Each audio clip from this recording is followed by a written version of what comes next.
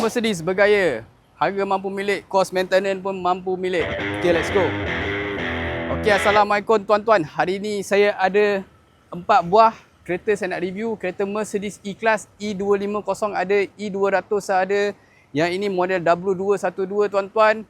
Bermula daripada harga 29,800 saja tuan-tuan. Jadi let's go, review satu persatu.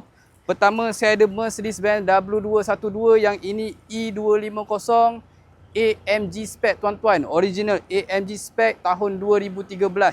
Yang ini saya nak jual dengan harga 36,800 saja tuan-tuan. Okey, boleh tengok. AMG spec, seat dia memang cantik. Semi bucket seat, half leather, half alcantara. Yang ini ada pedal shift dekat steering. Steering pun memang very sporty, AMG spec punya tuan-tuan. Okey, boleh tengok. Rim pun AMG. Yang ini memang fully loaded. Saya nak jual dengan harga 36,800 saja. Yang ni engine 1.8, road tax sangat murah, RM280 saja tuan-tuan. Okey. Kemudian saya ada lagi satu yang ini Mercedes-Benz W212 E200 engine 1.8 avant-garde spec tuan-tuan. Yang ni tahun 2010. Yang ni saya nak jual dengan harga 29,800 saja tuan-tuan. Ini semua stok yang baru masuk, tuan boleh tengok. Yang ini headrest saya akan repair balik. Dalaman seat, steering semua masih cantik lagi tuan-tuan.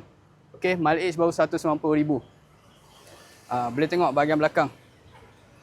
29,800 siap dengan 3 digit punya plate lah. Okey.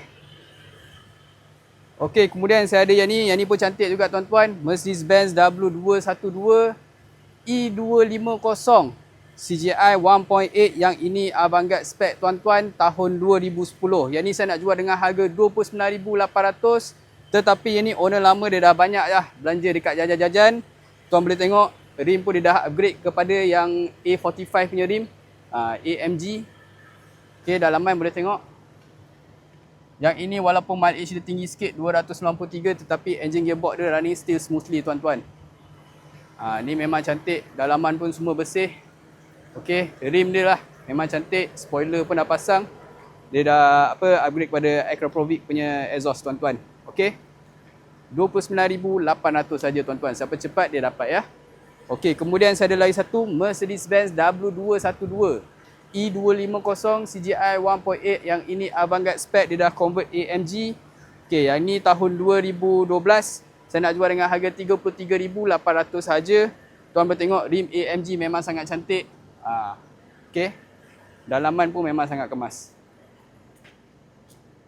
Yang ni mileage dia 151,000 saja tuan-tuan. 33,800 tuan boleh dapat kereta ni tuan-tuan. Okey. Okey tuan-tuan, harga yang saya sebut tu dah termasuk Puspakom dengan tukar nama. Harga cash deal, bukan harga loan. Maaf, sini memang tak ada loan, tak ada kredit. Jadi kalau berminat dengan kereta-kereta yang saya tunjuk ni, nombor plate pun akan dapat sekali. Okey, boleh hubungi saya 016-905-1567. Kereta-kereta ni semua berada lokasi di Rawang tuan-tuan. Rad Motoring Rawang. Terima kasih dan Assalamualaikum.